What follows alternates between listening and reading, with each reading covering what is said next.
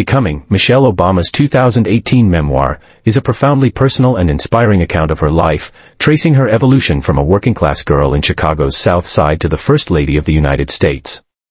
Structured in 3 parts, Becoming Me, Becoming Us, and Becoming More, the book explores her identity, relationships, and legacy with remarkable candor and depth. This expanded summary delves into the intricacies of her journey, capturing the emotional, social, and historical layers that shaped her remarkable life. Becoming Me, Growing Up on the South Side. Michelle LaVaughn Robinson was born on January 17, 1964, in Chicago's South Side, a neighborhood pulsing with African-American culture but grappling with economic decline and racial segregation. Her parents, Fraser and Marion Robinson, raised Michelle and her older brother, Craig, in a modest upstairs apartment in a brick bungalow owned by Marion's aunt, Robbie Shields, on Euclid Avenue. Fraser, a pump operator for the city's water department, managed multiple sclerosis with stoic determination, never missing a day of work despite his worsening limp. Marion, a dedicated homemaker, fostered a home filled with love, discipline, and high expectations, prioritizing education as the key to opportunity. Michelle's early years were a blend of warmth and resilience. Family was the heartbeat of her world, Sunday dinners with cousins, storytelling sessions with her grandfather, and music from Robbie's piano lessons downstairs, where Michelle reluctantly practiced. The South Side's challenges, from redlined housing to encroaching crime, were ever present, but Fraser and Marion shielded their children with stability. Michelle recalls her father's pride in his job, his polished Buick Electra 225, and his refusal to let his illness define him. Marion's advocacy ensured Michelle's talents were recognized, like when she secured her daughter's place in a gifted program at Bryn Mawr Elementary, later renamed Boucher Academy. School became Michelle's proving ground. At Bryn Mawr, she excelled, skipping second grade and forming tight-knit friendships with classmates like Santita Jackson, daughter of Jesse Jackson. Her drive continued at Whitney M. Young High School, Chicago's first magnet school, where she faced a daily commute across the city. As a black girl in a diverse but often racially divided environment, she encountered subtle biases, like a counselor's dismissive comment that she wasn't Princeton material. These slights only sharpened her resolve. Graduating as salutatorian in 1981, she earned a spot at Princeton University, following Craig, who was thriving there as a basketball player. Princeton was a culture shock. The campus's ivy-covered halls and affluent student body felt worlds apart from the South Side. Michelle grappled with imposter syndrome, wondering if she belonged among peers who exuded privilege. The Third World Center, a gathering place for minority students, became her refuge, where she forged lifelong friendships and found mentors. Her senior thesis, Princeton Educated Blacks and the Black Community, explored how black alumni balanced racial identity and professional success, reflecting her own quest for purpose. Graduating cum laude in 1985, she pursued a law degree at Harvard, where she immersed herself in rigorous coursework and pro bono work at the Legal Aid Bureau, fueling her passion for justice. After Harvard, Michelle returned to Chicago, joining Sidley & Austin, a prestigious law firm, as a corporate lawyer specializing in intellectual property. The job offered financial security, a stark contrast to her family's modest means, but it left her unfulfilled. She craved work with greater social impact, a desire intensified by her father's sudden death in 1991 from complications of multiple sclerosis. At age 55, Fraser's loss was a devastating blow, prompting Michelle to reassess her life's direction. During this period, she was tasked with mentoring a summer associate at Sidley named Barack Hussein Obama, whose intellect and charm would soon upend her carefully planned world. Becoming Us, a partnership forged in love and challenge. The second section of Becoming traces Michelle's relationship with Barack and the evolution of their shared life. Barack, a Harvard law student, was an enigma, born in Hawaii to a Kenyan father, Barack Hussein Sr., and a white American mother, and Dunham, raised in Indonesia and Honolulu, and driven by a quiet idealism. Assigned to guide him at Sidley, Michelle was initially skeptical of his reputation as a prodigy, but their conversations revealed a shared commitment to community and change. Their first date, a day wandering Chicago, from the Art Institute to a screening of Do the Right Thing, ignited a spark. Barack's thoughtfulness and vision won her over, and their romance deepened through late-night talks and stolen moments. Michelle and Barack married on October 3, 1992, at Trinity United Church of Christ, a celebration blending their families and cultures, with Santita Jackson singing and Craig as best men. Early marriage was a balancing act. Michelle left Sidley to pursue public service, first as an assistant commissioner of planning and development for Chicago, then as the founding executive director of Public Allies, a nonprofit training young leaders for community work.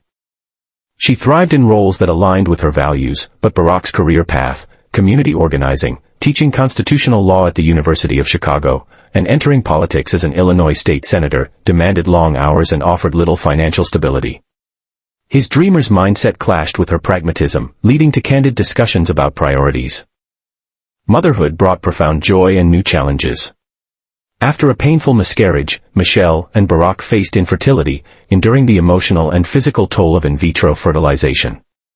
Their daughters, Malia Ann, born July 4, 1998, and Natasha Marion Sasha, born June 10, 2001, became the center of Michelle's world.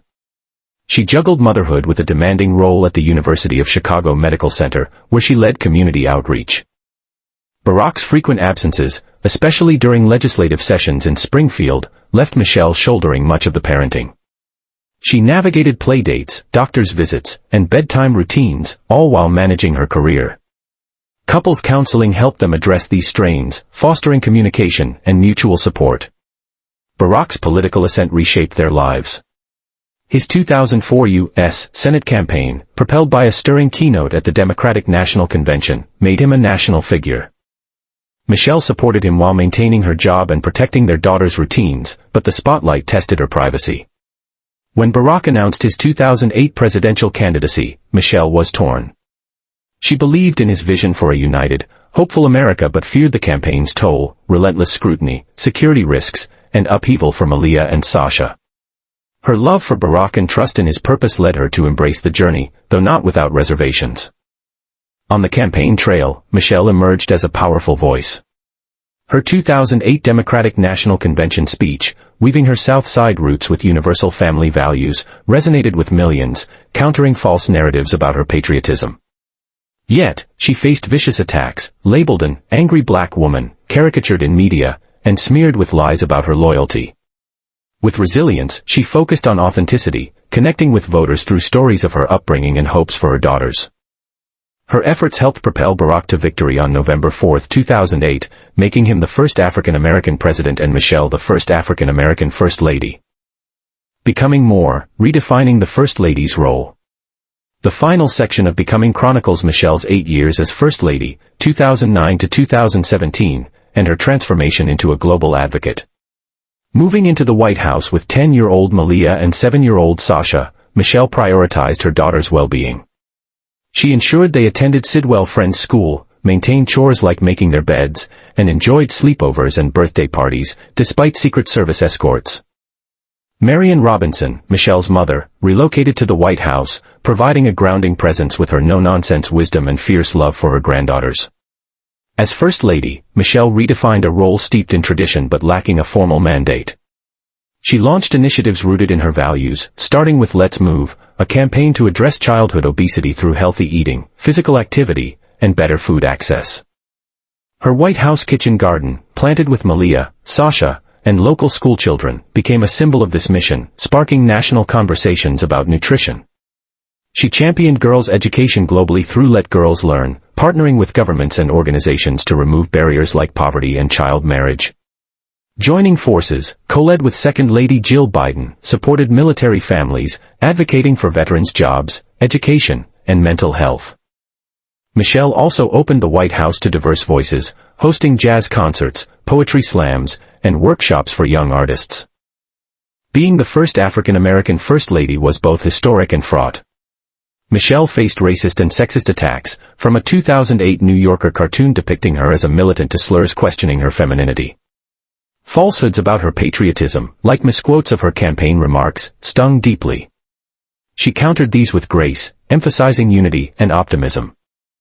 Her 2016 Democratic National Convention speech, with the iconic line, "When they go low, we go high," encapsulated her approach, inspiring millions to rise above hate.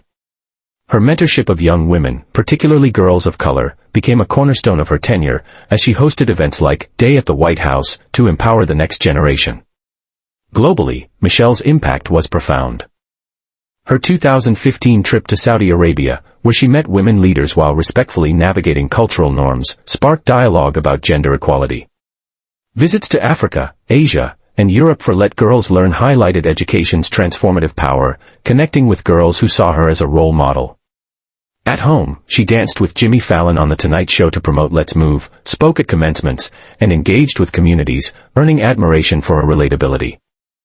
The 2016 election, culminating in Donald Trump's victory, was a gut-wrenching moment. Michelle grieved the rollback of her husband's legacy, healthcare reform, climate action, and racial progress, and the rise of divisive rhetoric. Leaving the White House in January 2017, she focused on family, reflection, and new ways to serve. Becoming, her memoir, became a global bestseller, translated into over 50 languages and sparking a worldwide book tour. Through the Obama Foundation, she advanced civic engagement, launching When We All Vote to boost voter participation. Her Netflix projects, like documentaries and children's shows, and her podcast extended her reach, amplifying stories of resilience and hope. Reflections and enduring legacy.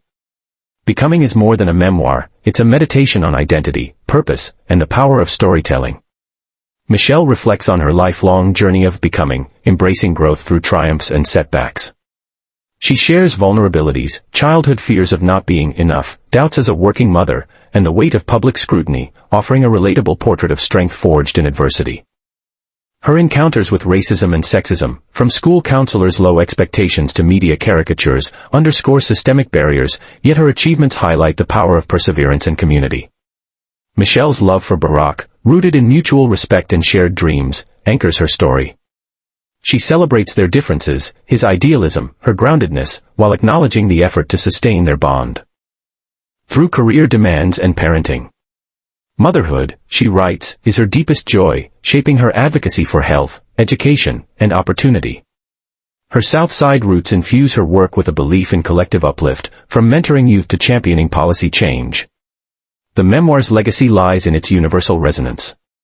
Michelle's story inspires across borders, urging readers to own their narratives and pursue purpose. Her authenticity, sharing both successes and struggles, makes her a beacon of hope. As she writes, there's power in allowing yourself to be known and heard, in owning your unique story, in using your authentic voice. Through Becoming, Michelle Obama invites the world to embrace their own becoming, leaving an indelible mark as a trailblazer, advocate, and storyteller.